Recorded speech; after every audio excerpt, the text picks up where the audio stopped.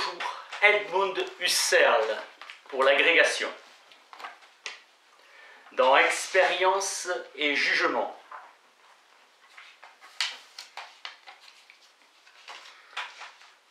Introduction. Avant que s'instaure une activité de connaissance, des objets sont toujours déjà là pour nous, donnés dans une certitude simple. À son début, l'activité de connaissance les présuppose. Ils sont là pour nous dans une certitude simple, c'est-à-dire que nous les visons comme étant et comme étant tels, comme s'imposant à nous avant la connaissance, et cela de différentes façons. Ainsi, c'est en tant que simplement données qu'ils mettent en branle et suscitent l'activité de connaissance dans laquelle ils reçoivent leur forme et leur caractère de droit qu'ils deviennent le noyau permanent d'activité de connaissance, ayant pour but l'objet véritablement étant, l'objet tel qu'il est en vérité. Avant que s'institue le mouvement propre de la connaissance, nous avons des objets visés simplement dans la certitude de la croyance. Il en est ainsi jusqu'à ce que le cours ultérieur de l'expérience ou l'activité critique immanente au connaître ébranle cette certitude de la croyance, la modifie, en non ainsi, mais autrement, en fasse une conjecture ou bien qu'au contraire il confirme dans sa certitude l'objet visé, qui alors est réellement tel ou tel. Et vraiment, nous pouvons dire aussi qu'avant que s'institue le mouvement de la connaissance, l'objet de la connaissance est déjà là, comme une puissance qui va devenir entéléchie. Par cette présence préalable, on en a vu ceci, à savoir que l'objet nous affecte comme intervenant à l'arrière-plan de notre champ de conscience, ou même qu'il est déjà au premier plan, éventuellement déjà saisi, mais n'éveille qu'ensuite l'intérêt de connaissance, cet intérêt qui se distingue de tous les autres intérêts de la pratique concrète. Mais préalablement à la saisie, il y a toujours l'affection qui n'est pas l'affecté d'un objet isolé singulier. Affecter veut dire se détacher d'un entour qui est toujours coprésent, attirer à soi l'intérêt, éventuellement l'intérêt de connaissance. Là, l'entour est là comme domaine de ce qui est prédonné selon une donnée passive, c'est-à-dire qui n'exige pour être toujours déjà là aucune participation active du sujet, aucune orientation du regard de saisie, aucun éveil de l'intérêt. Toute activité de connaissance, toute orientation vers un objet singulier en vue de le saisir présuppose ce domaine préalable de données passives. L'objet affecte à partir de son champ, il est un objet. Un étant parmi d'autres, il est déjà prédonné. Dans une croyance passive, son champ représente lui-même une unité de croyance passive.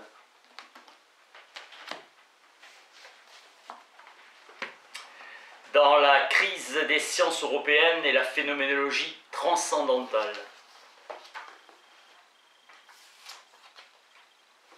Annexe dans les compléments. Cette esquisse grossière sera mieux remplie et deviendra plus compréhensible si nous retraçons l'origine historique de l'humanité philosophique et scientifique et que partant de là, nous éclairons le sens de l'Europe et avec lui la nouvelle sorte d'historicité qui, avec cette nouvelle sorte de développement, se détache de l'histoire générale. Éclaircissons d'abord la nature propre de la philosophie, cette chose étonnante qui se déploie en des sciences spéciales toujours nouvelles. Opposons-la à d'autres formes de culture déjà apparues dans l'humanité pré-scientifique, opposons-la aux travaux manuels, à la culture du sol, à la culture de l'habitat, etc. Tout ce que nous venons de nommer constitue autant de classes de produits culturels avec les méthodes afférentes qui permettent d'en assurer avec bonheur la production. Elles ont du reste une existence éphémère dans le monde ambiant.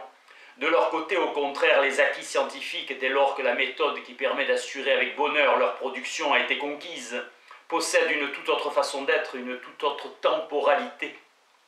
Ils ne se périment pas, ils ne sont point passagers. La répétition de la production ne produit point quelque chose d'équivalent, dans le meilleur des cas, d'équivalemment utilisable. Elle produit quel que soit le nombre des productions d'une même personne et quel que soit le nombre des personnes. Identiquement, la même chose, identique quant au sens et à la validité. Les personnes qui sont liées les unes aux autres, avec les autres dans un échange actuel de compréhension, lorsqu'elles rencontrent un objet que quelque autre a créé par un procédé identique, ne peuvent s'empêcher de le trouver semblable à celui qu'elles créent elles-mêmes. En un mot, ce que l'activité scientifique produit, ce n'est pas du réel, mais de l'idéal.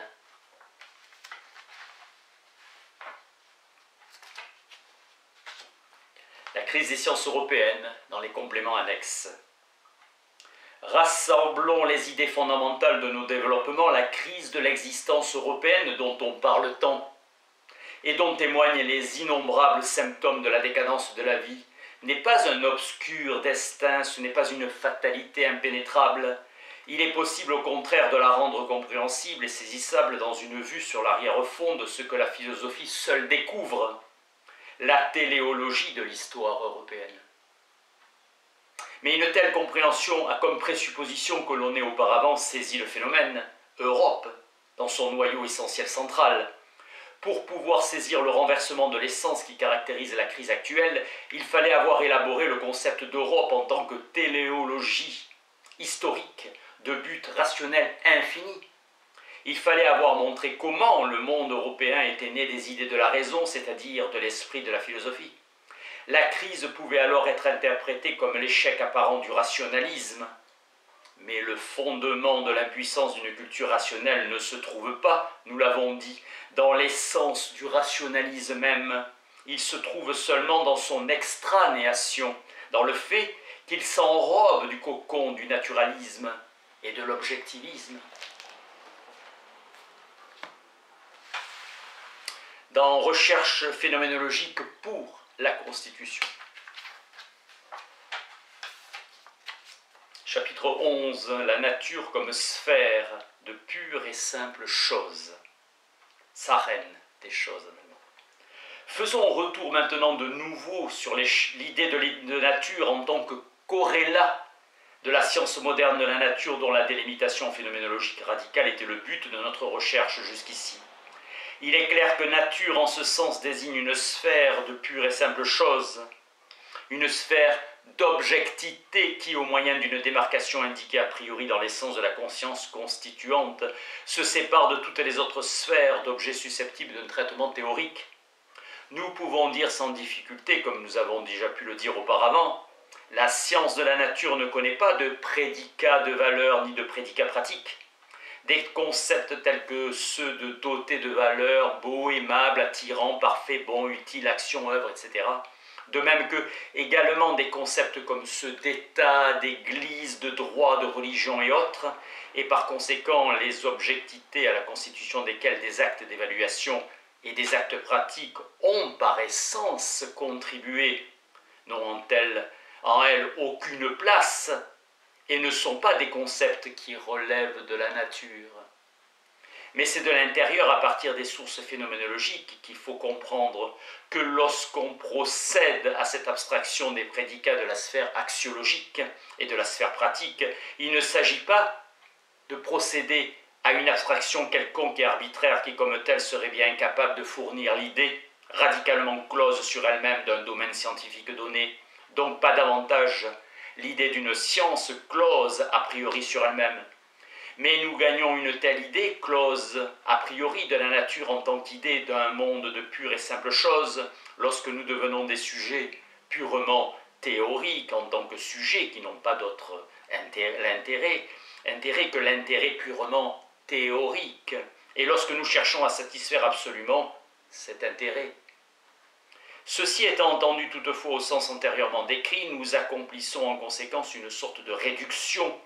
Nous mettons pour ainsi dire entre parenthèses toutes nos intentions de l'ordre du sentiment et toutes les apperceptions provenant de l'intentionnalité du sentiment, en vertu desquelles les objectivités spatio-temporelles ne cessent de nous apparaître avant toute pensée dans une intuitivité immédiate, chargée de certains caractères de valeur, de certains caractères pratiques, caractères qui outrepassent tous la couche de la simple choséité.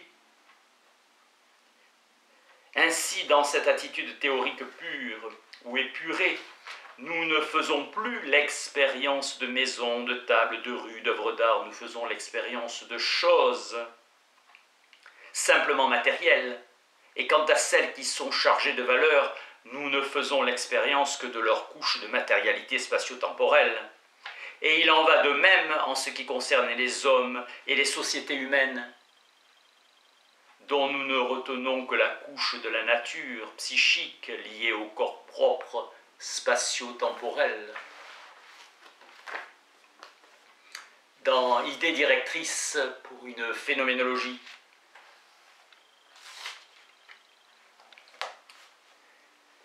la conscience et la réalité. Entre la perception d'un côté et la représentation symbolique par image ou par signe de l'autre, il existe une différence hiédétique et idétique infranchissable. Dans ces types de représentations, nous avons l'intuition d'une chose avec la conscience qu'elle dépeint à bilder, ou indique par signe une autre chose quand nous tenons la première dans le champ de l'intuition, et n'est pas sur elle que nous sommes dirigés, mais par l'intermédiaire d'une appréhension fondée sur elle. Nous sommes dirigés sur la seconde, celle qui est copiée ou désignée. On ne voit rien de tel dans la perception, pas plus que dans le simple souvenir ou dans la simple image, fantaisie. Dans les actes d'intuition immédiate, nous avons l'intuition de la chose elle-même. Sur les appréhensions qui l'animent, ne s'édifie pas d'appréhension de degré supérieur. On ne prend donc conscience d'aucune chose à l'égard de laquelle ce qui est perçu servirait de signe ou d'image portrait. C'est pour cette raison précise qu'on le dit immédiatement perçu en lui-même. Dans la perception, le même objet est encore décrit de façon spécifique comme corporel, par opposé au caractère modifié de en suspens ou présentifié, qu'on trouve dans le souvenir ou dans l'image libre. On verse dans l'absurdité quand on brouille, comme on le fait d'ordinaire, ces modes de représentation dont la structure diffère essentiellement et parallèlement les données correspondant à ces modes.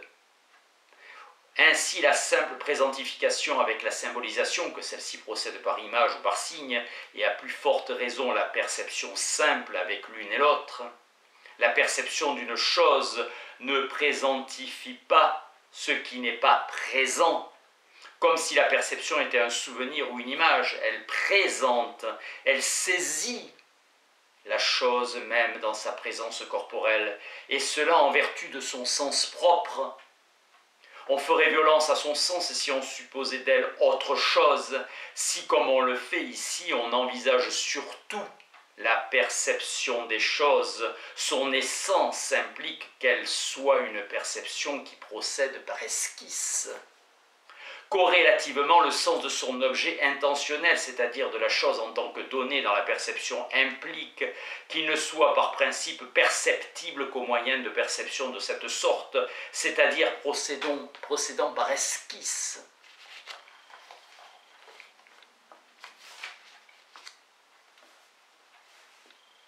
Dans Noès et Noème, dans les idées. Notons d'abord à titre d'éclaircissement que pour éviter le plus possible les confusions, nous faisons de notre mieux ici et dans tous les cas analogues pour introduire des termes relatifs qui soulignent les différences afin de maintenir plus facilement la distinction entre l'objet qui vaut et l'objet valeur, l'état de chose qui vaut et l'état de chose valeur, la propriété qui vaut et la propriété valeur. Cette expression ayant elle-même à nouveau un double sens.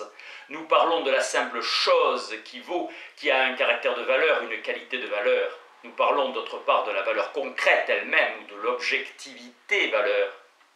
De même, nous parlons en termes parallèles du simple état de chose, de la simple situation et de l'état de valeur, ou de la situation de valeur, à savoir dans les cas où l'évalué a pour sous-basement fondateur une conscience d'état de chose. L'objectivité valeur implique la chose correspondante. Elle introduit comme nouvelle couche objective la qualité de valeur. L'état de valeur recèle en lui-même le simple état de chose qui s'y rattache. La propriété de valeur ainsi que la propriété de chose et par là-dessus la qualité de valeur. En outre, il faudra alors encore distinguer entre l'objectivité de valeur pure et simple et l'objectivité de valeur entre guillemets qui réside dans le noème. De même qu'en face du percevoir, Je situe le perçu comme tel qui exclut toute question sur l'être véritable du perçu. De même, à l'évalué s'oppose l'évalué, accent aigu, comme tel. Mais là encore, on laisse hors de question l'être de la valeur, l'être de la chose évaluée, et l'être véritable de la valeur de cette chose. Toutes les positions actuelles sont à mettre hors circuit si l'on veut saisir le noème. En outre, il faut bien noter que le sens complet de l'évalué enveloppe le quid de cet évalué selon la plénitude totale avec laquelle il accède à la conscience dans le vécu de valeur considérée, et que l'objectivité de valeur, entre guillemets, n'est pas par lui-même, sans autre question, le noème complet. Les distinctions qu'on vient de faire peuvent être transposées dans la sphère volitive. Au chapitre 2 de la phénoménologie de la raison,